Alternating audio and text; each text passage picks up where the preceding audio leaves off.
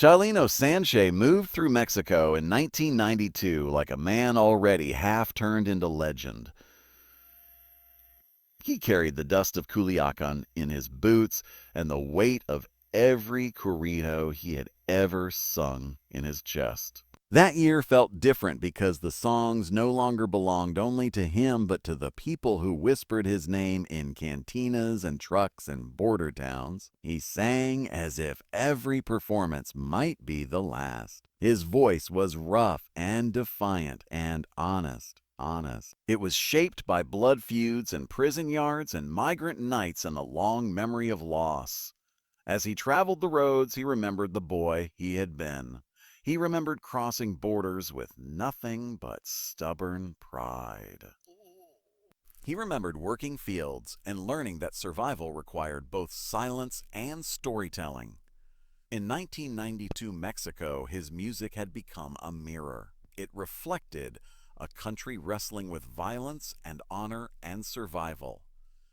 Crowds gathered not because he was polished, but because he was real. They came because he sang about men who killed and men who died and women who waited. His words did not pretend innocence.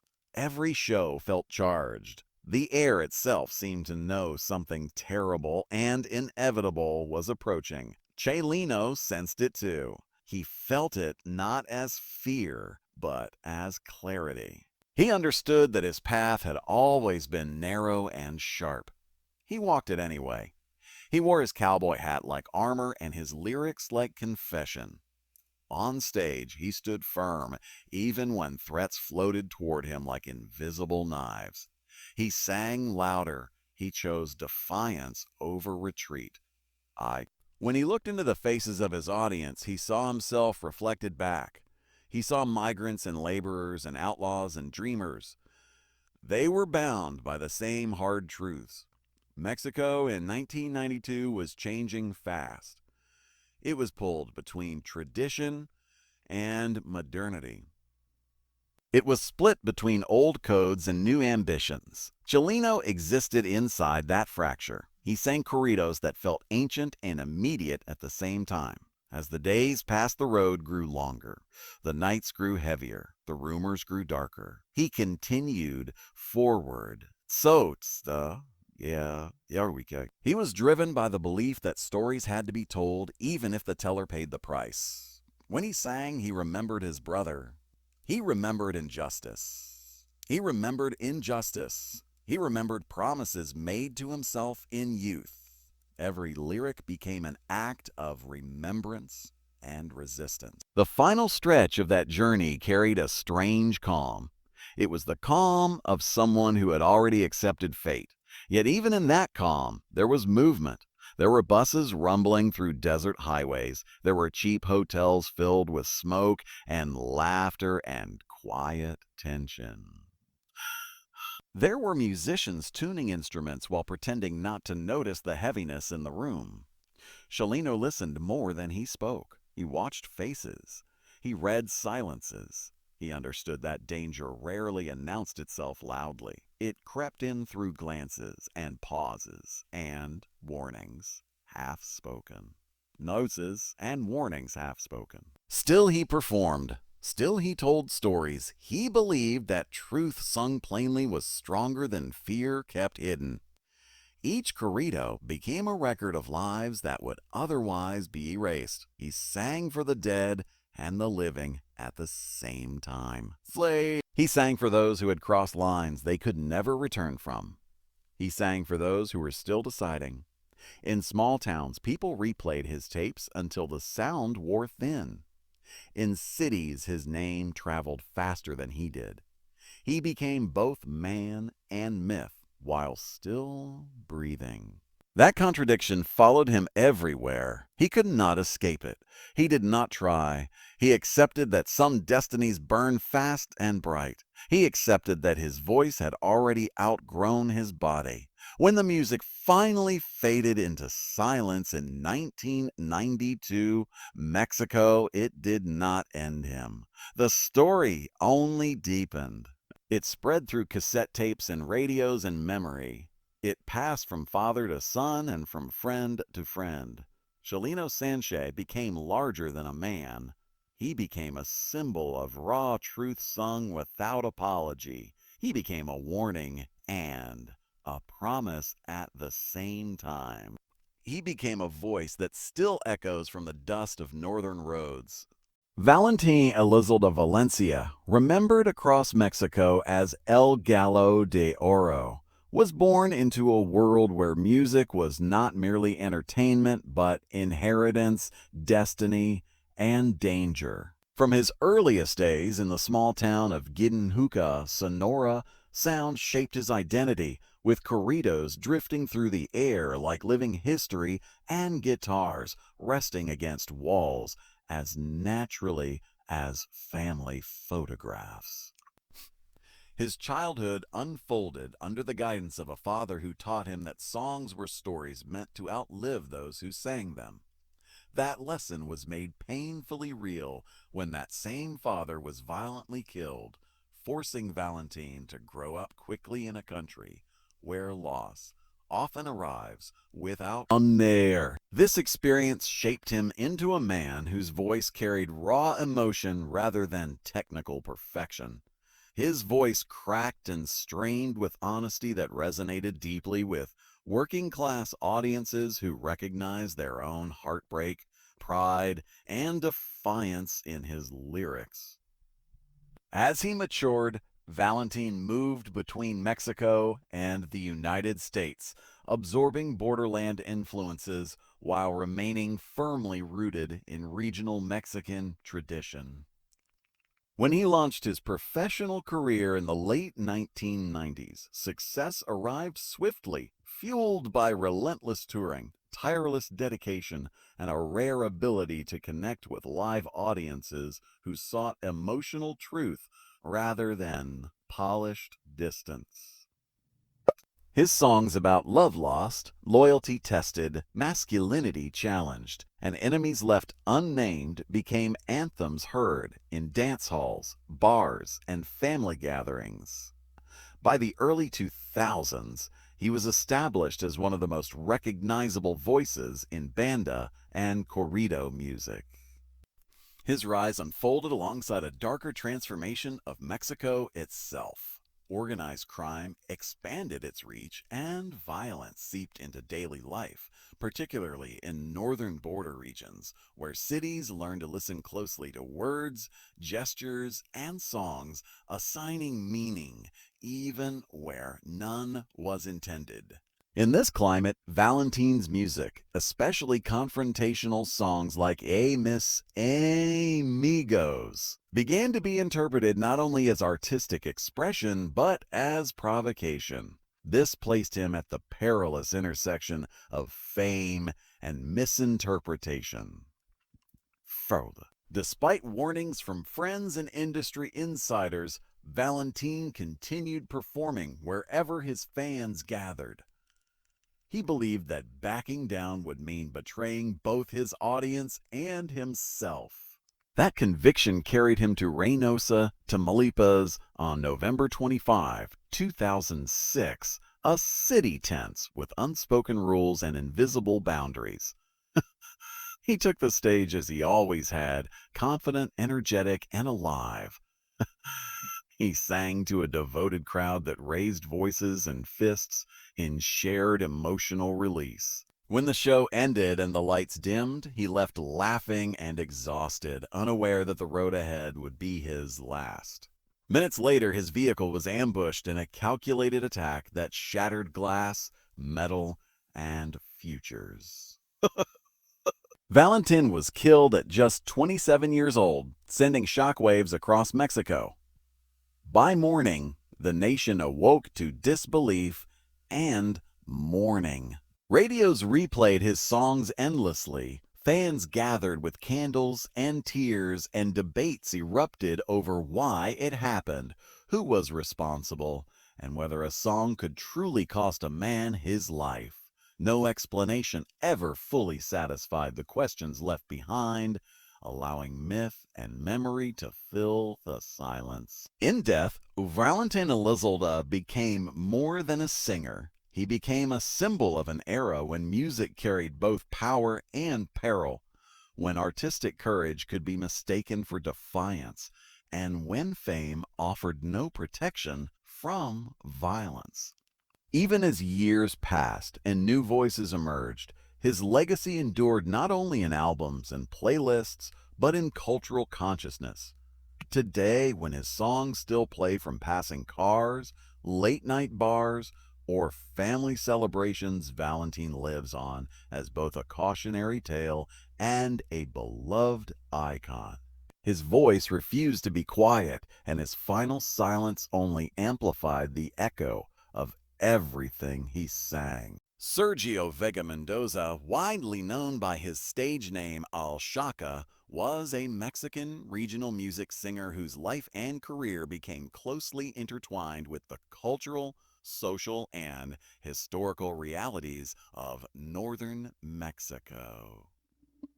Born into a working-class environment in northern Mexico, Sergio grew up in a region where hardship, migration, and resilience shaped everyday life. His early years were marked by exposure to strong family values such as loyalty, responsibility, and perseverance, ideals that would later become central themes in his music. In this region, music, especially corridos and norteño styles, served as an essential form of storytelling, preserving community history and expressing experiences that were often absent from official narrative. From a young age, Sergio absorbed these musical traditions, learning how songs could communicate complex emotions, social realities, and moral lessons through simple but powerful language. Music entered Sergio Vega's life naturally rather than as a planned career. Singing was common at family gatherings, community events, and informal social spaces, and Sergio began performing in these settings long before he gained public recognition. His voice, though not classically trained, carried emotional weight and authenticity, qualities that resonated strongly with audiences accustomed to valuing sincerity over technical perfection. Influenced by traditional corrido structures, Sergio developed a storytelling style that emphasized narrative clarity and realism. His songs reflected themes of ambition, loyalty, betrayal, sacrifice, and consequence, portraying human choices within difficult circumstances rather than glorifying wealth or violence. These qualities distinguished him from many performers and helped him build a reputation rooted in trust and relatability.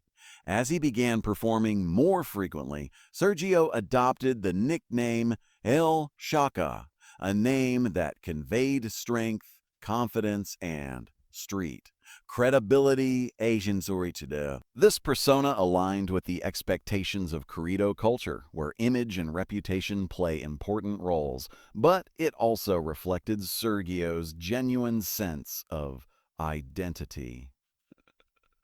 His early recordings circulated through local radio stations, physical media such as CDs, and word of mouth, gradually expanding his audience beyond his immediate community. Rather than achieving sudden fame, Sergio's rise was steady and cumulative, built on consistent performances and a growing fan base that connected deeply with his music. By the mid to late 2000s, Sergio Vega El Shaka had reached the peak of his career. He released multiple recordings and performed at larger venues across Mexico and in Mexican communities in the United States. His music remained firmly rooted in traditional regional Mexican styles, with arrangements that emphasized storytelling and emotional delivery over Juan Gabriel, born Alberto Aguilera Valadez on January 7, 1950, in the small town of Paraguaro, Michoacán, Mexico, emerged from conditions of extreme poverty emotional abandonment, and social marginalization to become one of the most influential, prolific, and emotionally resonant artists in the history of Latin American music, a figure whose life story is inseparable from the collective memory of millions who found their own joys, sorrows, and longings reflected in his songs. He was the youngest of 10 children born to Gabriel Aguilera Rodriguez and Victoria Valadez Rojas, and from his earliest years his life was marked by instability and loss, as his father, a farm laborer, suffered a psychological breakdown after accidentally causing a fire while working in the fields, an incident that led to his institutionalization and effectively removed him from the family's life, leaving Victoria alone to care for her children under dire economic circumstances. Seeking survival rather than opportunity, she relocated the family to Ciudad Juarez, a harsh border city whose cultural hybridity and social inequalities would later play a central role in shaping Alberto's artistic identity. Yet even there, hardship persisted. And unable to provide for all her children, Victoria placed young Alberto in the Escuela Hagar, a government-run institution for underprivileged youth, a decision born not of indifference, but of desperation, though it left an indelible emotional scar on the boy, who would later transform feelings of abandonment, longing, and maternal devotion into some of the most poignant songs ever written in Spanish. Paradoxically, it was within this institutional setting that Alberto discovered the force that would define his life as he encountered Juan Contreras, a teacher who recognized the boy's unusual sensitivity and musical intuition and introduced him to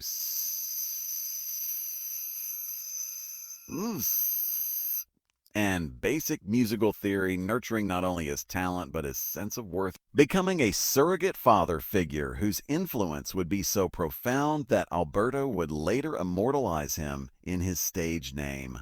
Music quickly became Alberto's refuge and language, a means through which he could articulate emotions that society offered him no space to express, and as he absorbed the sounds of ranchera, bolero, mariachi, norteño, and emerging pop styles, he began composing songs that, even in their earliest forms, displayed a rare emotional directness and melodic instinct. As a teenager, Alberto left the Escuela Hagar and attempted to survive on his own, taking whatever work he could find, washing cars, singing in bars, performing informally in restaurants and nightclubs, while continuing to write songs with the persistence that bordered on obsession. Driven not by ambition alone, but by an existential need to give shape to his inner world. Ciudad Juarez, with its mix of Mexican tradition and American influence, sharpened his adaptability and broadened his musical palette, yet it also exposed him to exploitation and rejection, lessons that hardened his resolve even as they deepened his vulnerability. In the late 1960s, carrying little more than his songs and an unshakable El Halcón de la Sierra, a life written in Corridos I. Northern Roots Fabian Ortega Piñon was born on April 18, 1982, in Gómez Farias, Chihuahua, a small town surrounded by mountains, dust, and long roads that seem to lead endlessly north. Chihuahua was not only one of Mexico's largest states geographically, but also one of its most complex culturally. It was a land shaped by cattle ranches, migrant labor, drug routes, and music that carried stories farther than newspapers ever could. From a young age, Fabian was immersed in the sounds of norteño and ranchera music. Radios played constantly in homes, trucks, and cantinas. accordion melodies mixed with tales of bravery, tragedy, love, betrayal, and survival. These songs were not simply entertainment. They were oral history. Corridos told stories the authorities did not, preserving the lives of people who lived and died far from power centers. Fabian grew up in a working-class family. Life was not easy, but it was honest. like, like many boys in northern Mexico, he learned early about responsibility, masculinity, and pride. He helped with chores, respected elders, and absorbed the values of loyalty and toughness that defined his region. Music became his escape and his voice. 2.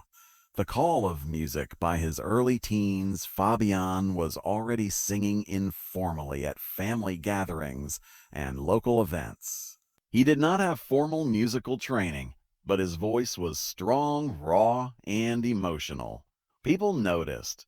His singing carried authenticity. He did not sound like someone pretending to tell stories. He sounded like someone who lived them. Corridos fascinated him most.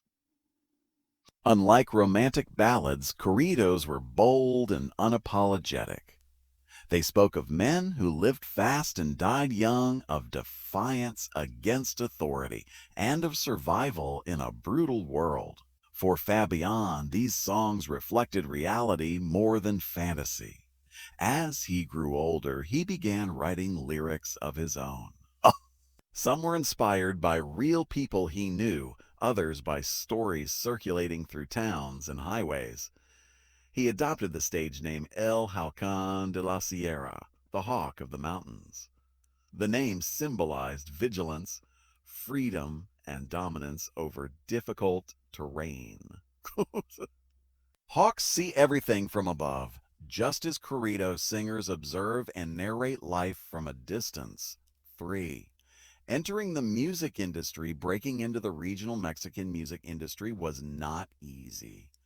Unlike pop music, corridos depended heavily on local popularity rather than national radio.